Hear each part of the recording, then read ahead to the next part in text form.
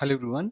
H4 EAD lawsuit has been in a court for a while. It's over, almost 3.8 years, 3 years, 8 months, and there is a lot of history that has gone through that. So what we'll do is in this short video, we look at all parts of the history and when it started and everything, so that it's much easier for everybody to understand it, right?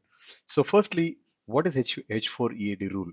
H4 EAD rule basically allows certain H1B spouses, to work if they fall under two things, which is if they have an approved I-140, which is as part of the green card process, or if they have H-1B extended beyond 6 years, which allows the H-1B holders, to work and stay in America after 6 years. So if the spouses of the H-4 fall under these two categories, then the H-4 holders will get EAD to work in America. So this is the rule that was actually published in Federal Register in February 2015, with an effective date of May 2015, right? But it took pretty much 1 year from the initial process where they seek public comments to become effective. So it's a pretty lengthy process, regulatory wise, right?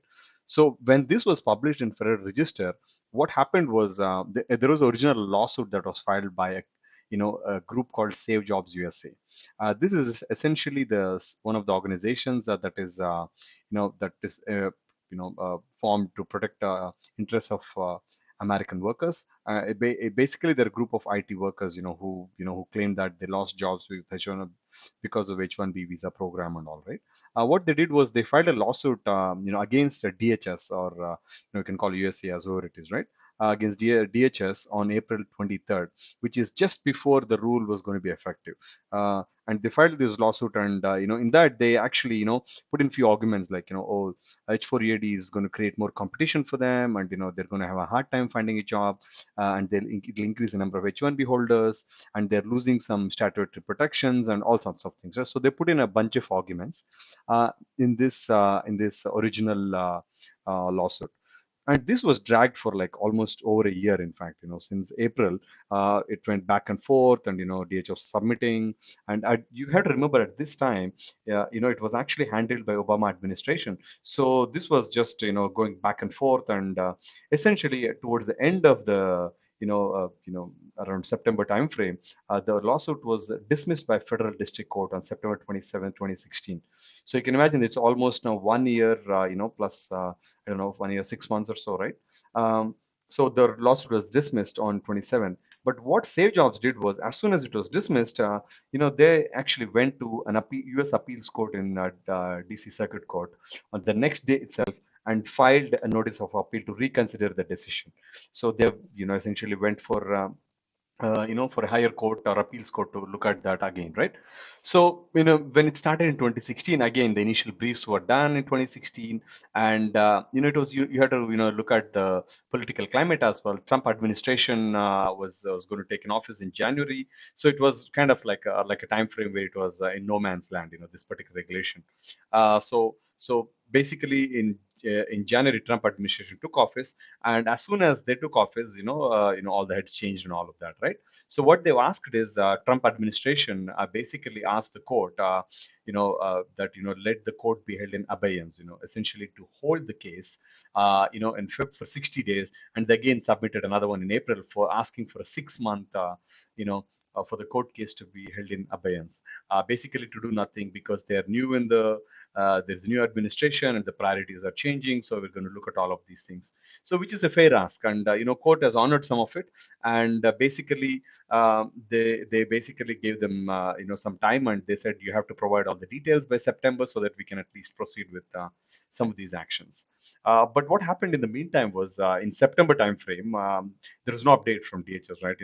Trump took office in January, and nothing was done until September. So I mean, I'm sure Save Jobs was not very happy with it. So they said, "Hey, this is hurting American workers. Can you do something about it?" And that's what they asked court.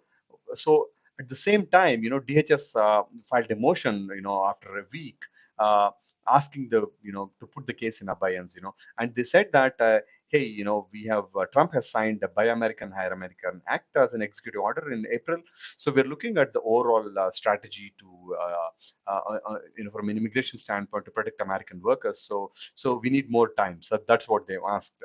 That that was in around September, right? Now around November time frame, court was like, okay, okay, you're not going to hold these in abeyance anymore. You have to file something by January. So that's what court said. It's enough is enough. This is what was in November. But after that, in around December time frame, usually the fall regulatory agenda is published. Basically, this regulatory agenda puts in all the priorities of the administration, what they plan to do in the next year or year after.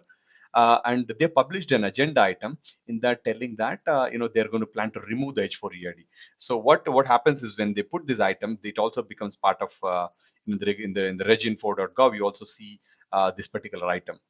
So on December 22nd, essentially, motion was filed by DHS asking that, hey, can you please hold the case in abeyance, because now that we have already put it in our agenda to remove this, it has to go through regulatory process. So we need some time, right? But Save Jobs was like, hey, this is going to a regulatory process takes years, and we don't want to really deal with it. Can you please, get back to oral argument so that we want to close this out soon? That's what they argued. And then court did not respond for quite some time. They were supposed to respond in Jan, but they did not respond. But around February time frame, in February 21st, they ordered a motion to hold in case in abeyance, because they at least understand that DH's intent is to revoke H4 EAD, and it's in the interest of the case, so that they're proceeding with the right intent. So they said, okay, because of the regulatory process, we're going to put the case in abeyance for some more time, and they asked it for updates.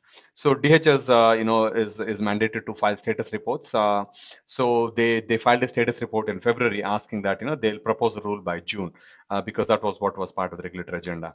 Again, in May, again, they published the spring agenda to 2018 agenda, and this was again, updated in the H480 rule, telling that this will be removed. But the only thing is the NPRM date, which is essentially the date when it is published to the public for comments, notice to proposed rulemaking, which is with a date of June. Now, while this is happening in the background, now that it has caught up a lot of steam, there were many attempts done by many of the lawmakers, and there were letters sent asking to reconsider. There were about, I think, 130 plus congressmen, and who wrote letters signed by them and sent to USCIS to reconsider the H4 removal. They said that, but USCIS nicely replied to the Congress and all these letters, telling that, hey, we are all aligning our things to meet with Trump priorities, executive order priorities of Buy American, Hire American. So, you all will get a chance to provide feedback when the rule is published for comments. So that's a simple message they've given. They did not tell that they will take it out. So in August, while we were waiting for this, the court updated that it's getting delayed. DHS said that, hey, it's getting delayed, so we need more time because it's much more complicated than we anticipated. Then in September, Save Jobs again said, enough is enough.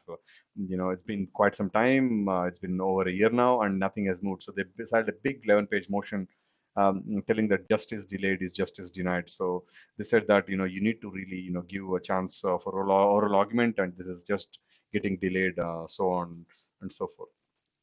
So then September 21st, DHS updates the code that, hey, we need 3 more months, then we'll submit it to Office of, OMB, for them to review, so that we need 3 more months. I think it's just getting dragged and dragged, right? So that's what they said to court. Now, court has looked at all of these things, and then they're going to give that information. But in the meantime, around in November 16th, very recently, like, last month, while there is a new bill that came, that was introduced, by senators, right? Like for H480 removal, and it's called H480 Protection Act. So the goal of the bill is to basically protect H480 workers. So this was held by issue, and another rep, that's introduced in the House to stop H480 removal. Now, you have to remember now that the power in the House is shifted now, and it's going to be go with Democrats from starting from January. So that's why this rule is now they hold the power, Democrats. So I think there are fair chances. So I mean, on the other hand, now in the court side, what has happened was the court has issued orders that, hey, we are going to take this case from abeyance because it's been so long and DHS is not moving faster.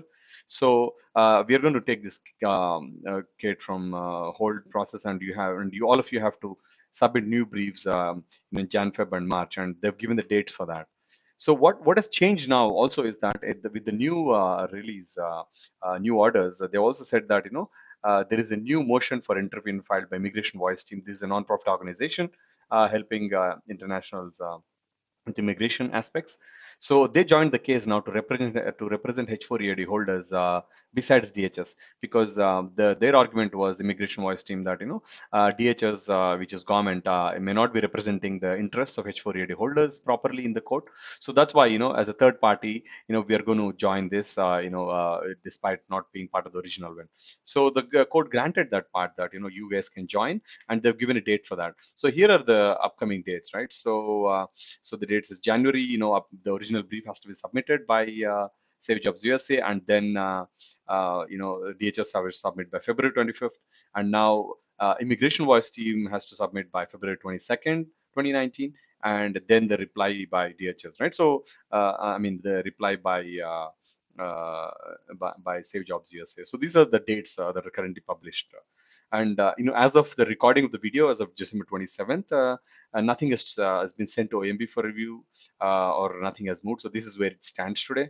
And in summary, right, the overall process started in April 2015, and it lasted till December. It's as of today, not it's still going on, and it took over 3 years, 8 months. That's a long time, folks.